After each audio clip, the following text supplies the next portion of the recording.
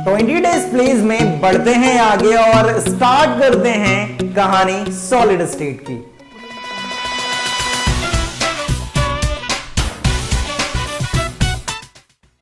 आज हम नया chapter of physical chemistry start करेंगे। चैप्टर का नाम सॉलिड स्टेट। बड़ा इंटरेस्टिंग टॉपिक है यार, आपकी इमेजिनेशन पर डिपेंड करता है कि आप कितना ज्यादा इमेजिन कर सकते हो, और इमेजिन कराने के लिए बाबा जी आ गए हैं, तो आपका सॉलिड स्टेट बहुत अच्छा होने वाला है यार। अब सॉलिड स्टेट में क्या क्या पढ़ना है उसकी हम बात करेंगे। जो टॉपिक सेमीकंडक्टर वाले जो टॉपिक थे जो आप फिजिक्स में पढ़ते थे, वो इस बार इस वाले जो सिलेबस था वो वहां से हटा दिए गए हैं, उनकी टेंशन नहीं लेना है। जो बचे हुए टॉपिक हैं उन पर अपन फोकस करेंगे और नई चीजों को सीखेंगे। तो स्टार्ट करते हैं हमारा नया चैप्टर सॉलिड स्टेट। यार जब कोई स्कूल टीचर सॉलिड स्टेट को पढ़ाना स्टार्ट करता है तो सबसे पहले वो क्या करता है, सॉलिड की जो प्रॉपर्टीज होती हैं उसे पढ़ाता है कि सॉलिड भाई उनका डेफिनेट मास होता है, डेफिनेट शेप होता है, डेफिनेट वॉल्यूम होता है, इंटरमॉलिक्यूलर फोर्स ऑफ अट्रैक्शन बहुत ज्यादा, इंटरमॉलिक्यूलर डिस्टेंस बहुत कम। ये सारी चीजें आपको पहले से आती हैं, उन पर टाइम वेस्ट नहीं करेंगे क्योंकि वहां से क्वेश्चन नहीं पूछा जाता है। इस टाइम पे जो हमारा पूरा फोकस है वो इस बात पर है कि क्वेश्चन कहां से आएगा और हमें उसका जवाब किस तरह से देना है।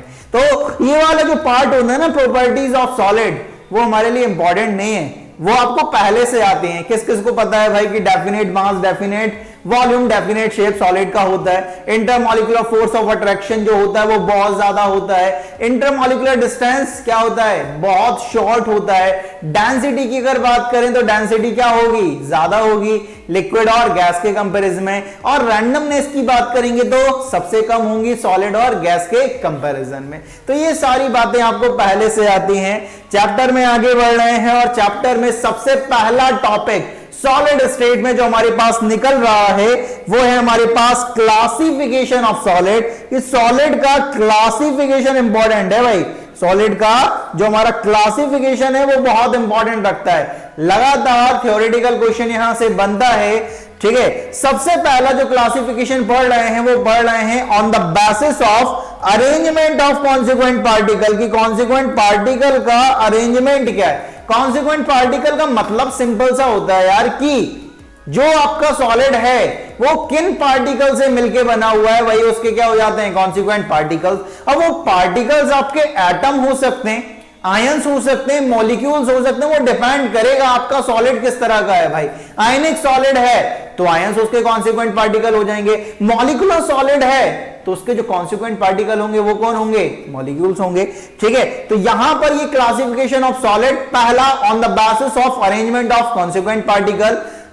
इसके बेसिस पर सॉलिड दो टाइप के निकल रहे हैं हमारे पास। एक है भाई क्रिस्टलाइन सॉलिड, एक क्या है हमारे पास, क्रिस्टलाइन सॉलिड, और दूसरा है हमारे पास amorphous solid. Crystalline solid and amorphous solid. अब इनका डिफरेंस पूछा जाता है यार कि write the difference between crystalline solid and amorphous solid. ये क्वेश्चन आपको बार बार देखा जाता है जब आप प्रीवियस ईयर पेपर सॉल्व करते हो। तो यहां पर आपको जो डिफरेंस लिखना है वो किस तरह से लिखना है उसकी बात करता हूं। तो सबसे पहला पॉइंट कि अरेंजमेंट के बेसिस पर करा है ना, तो क्रिस्टलाइन सॉलिड में ऐसा देखा जाता है कि जो कॉन्सिक्वेंट पार्टिकल्स होते हैं वो एक रेगुलर मैनर में अरेंज होते हैं इन 3 डायमेंशनल नेटवर्क। जो भी सॉलिड होता है उसमें जो कॉन्सिक्वेंट पार्टिकल होंगे क्रिस्टलाइन में वो एक रेगुलर मैनर में अरेंज होते हैं।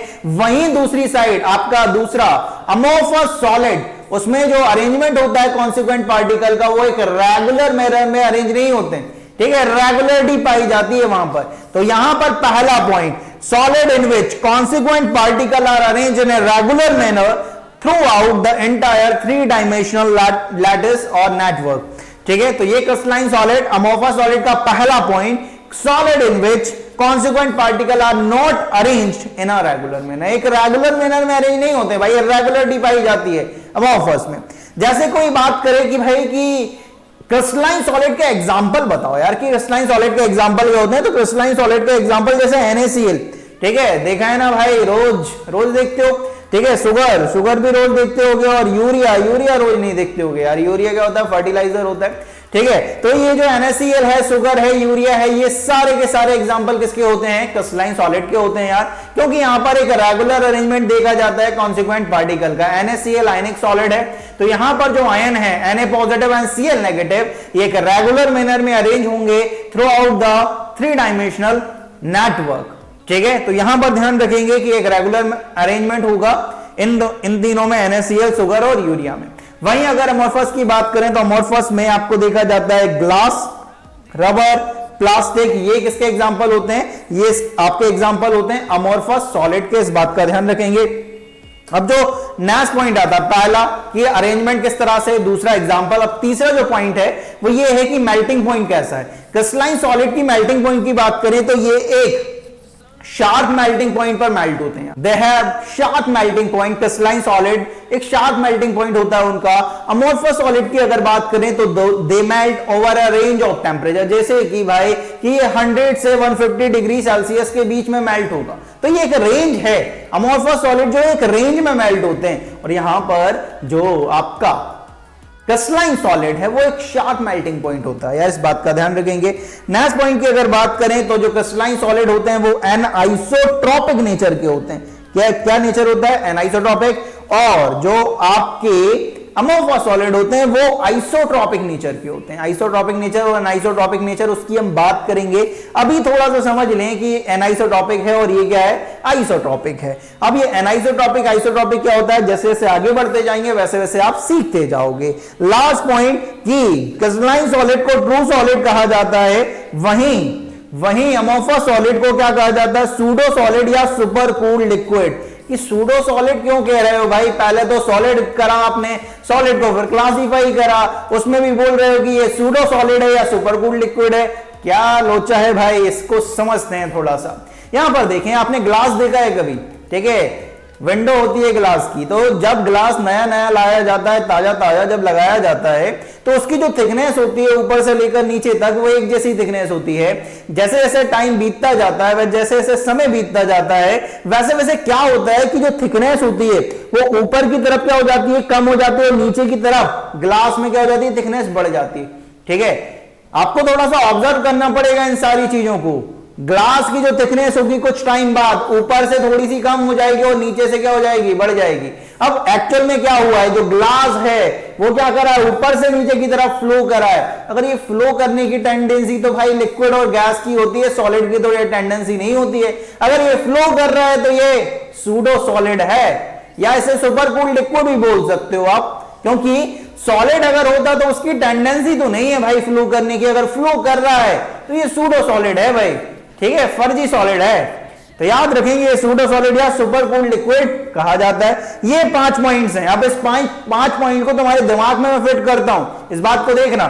सबसे पहला, अरेंजमेंट कैसा है? क्रिस्टलाइन में रेगुलर अरेंजमेंट, अमोर्फस में not a regular arrangement. Regular arrangement में अरेंज नहीं होते हैं, याद रखना है, रेगुलर अरेंजमेंट पाया जाता है। दूसरा point, example NaCl, urea, sugar, यहां पर example glass, rubber, plastic. Third, melting point sharp होता है, they melt over a range of temperature. Anisotropic nature, isotropic nature, true solid, pseudo solid या सुपर कूल्ड लिक्विड। ये 5 point याद रखना है। जब ये एग्जांपल आए, लिखने को आए, आपसे कहे कि भाई क्रिस्टलाइन सॉलिड अमोर्फस सॉलिड में डिफरेंस लिखो, ये 5 पॉइंट उठाकर लिखना है। कोई मार्क्स नहीं काट सकता आपका अगर ये 5 पॉइंट आपने लिख दिए।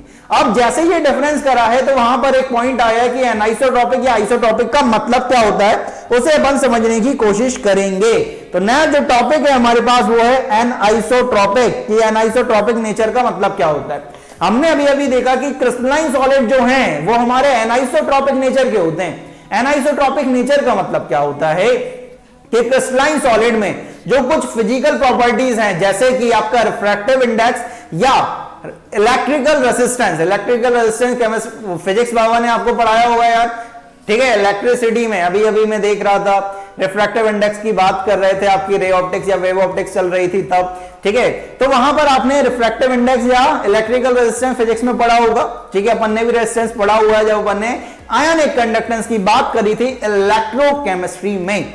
ठीक है, अब यहां पर क्या है कि क्रिस्टलाइन सॉलिड में कुछ जो फिजिकल प्रॉपर्टीज हैं, इलेक्ट्रिकल रेजिस्टेंस, रिफ्रैक्टिव इंडेक्स, जब उन्हें मेजर करा जाता है डिफरेंट डायरेक्शन में, ठीक है। क्रिस्टलाइन सॉलिड में अलग अलग डायरेक्शन में जब उन्हें मेजर करा गया तो उनकी अलग अलग वैल्यू आई है, उनकी अलग अलग वैल्यू आई है डिफरेंट डिफरेंट डायरेक्शन में इन द सेम क्रिस्टल। तो ऐसी प्रॉपर्टी को आप क्या बोलते हो कि ये एनाइसोट्रॉपिक नेचर की होती है। That is crystalline solid are anisotropic in nature, that is some of the physical properties like electrical resistance or refractive index show different values when measured along different direction in same crystal। ठीक है, जब उन्हें अलग अलग direction में major करा गया same crystal में तो उनकी वैल्यू अलग अलग आई है। ठीक है, तो इसी को क्या बोलते हो, एनाइसोट्रॉपिक नेचर। अब बात तो समझ आ गई कि जो फिजिकल प्रॉपर्टीज हैं वो अलग अलग डायरेक्शन में अलग अलग वैल्यूज आ रही हैं, कि ऐसा हो क्यों रहा है यार, ऐसा हो क्यों रहा है, ये समझना बहुत जरूरी है। ये इसलिए हो रहा है, ऐसा इसलिए हो रहा है क्योंकि अलग अलग डायरेक्शन में जो पार्टिकल का अरेंजमेंट है क्रिस्टलाइन सॉलिड में वो अलग अलग है। ठीक है, this is arises due to different arrangement of particles in different direction. अलग अलग डायरेक्शन में पार्टिकल का अरेंजमेंट अलग अलग होने की वजह से जो फिजिकल प्रॉपर्टीज हैं जैसे कि इलेक्ट्रिकल रेजिस्टेंस और रिफ्रैक्टिव इंडेक्स, इनकी वैल्यू भी अलग अलग आ रही है। ठीक है, तो एनाइसोट्रॉपिक कोई नेचर पूछे तो उसे बताना कि एनाइसोट्रॉपिक नेचर क्या होता है। एनाइसोट्रॉपिक नेचर का सिंपल सा मतलब है कि कुछ फिजिकल प्रॉपर्टी जैसे कि इलेक्ट्रिकल रेजिस्टेंस और रिफ्रैक्टिव इंडेक्स जब उन्हें मेजर्ड करा गया अलग अलग डायरेक्शन में, ठीक है, इन द सेम क्रिस्टल, तो उनकी वैल्यू अलग अलग आई हैं। ये इसलिए आई हैं क्योंकि जो पार्टिकल का अरेंजमेंट है वो अलग अलग है, अलग अलग डायरेक्शन में। समझ रहे हो, अलग अलग। ठीक है, ये समझना बहुत जरूरी है। जैसे कि इसको आप बड़ी आसानी से समझ सकते हो मेरे साथ, यहां पर देखना। ठीक है, बड़ा फोकस होकर देखना यहां पर चीजों को। मैं आपको समझाने की कोशिश कर रहा हूं आइसोट्रॉपिक और एनाइसोट्रॉपिक नेचर होता क्या है बेसिकली।